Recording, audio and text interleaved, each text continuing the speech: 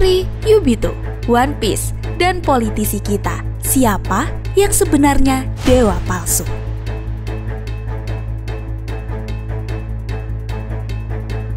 Di dunia fiksi, mereka disebut Tenryubito, naga langit, penguasa yang mengklaim diri sebagai keturunan pencipta dunia.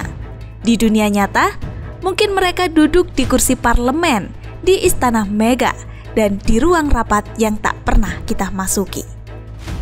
Di cerita One Piece, Tenryubito tinggal di istana mewah, menghirup udara terpisah dari rakyat, dan bisa memerintahkan penangkapan atau pembunuhan hanya dengan menunjuk jari.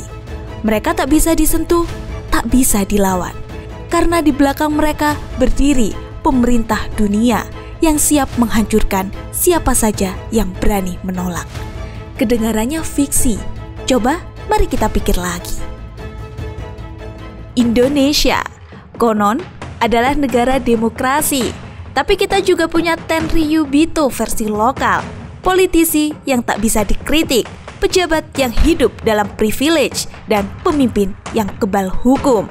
Mereka menyebut diri wakil rakyat, tapi kebijakan mereka seringkali justru melukai rakyat.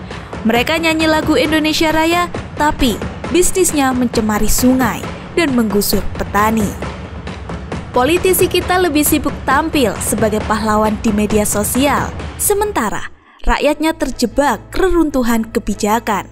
Anak-anak mereka mewarisi kursi kekuasaan seperti keluarga kerajaan yang tak pernah mau turun tahta.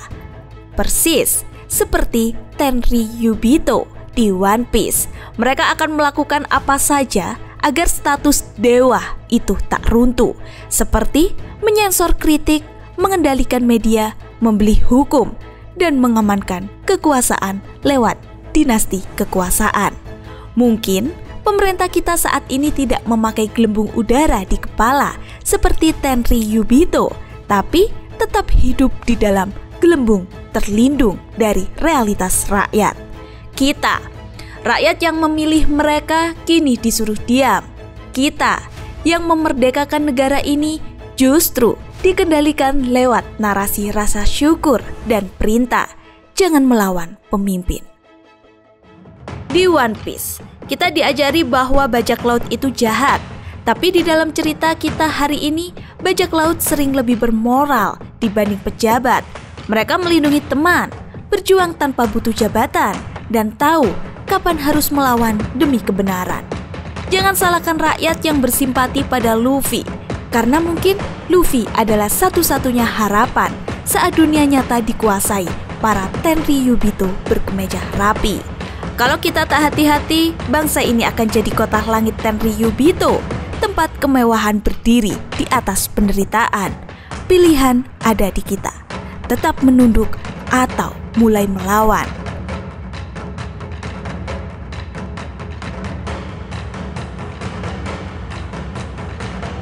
Untuk membaca artikel lebih lanjut, hanya di website getradius.id.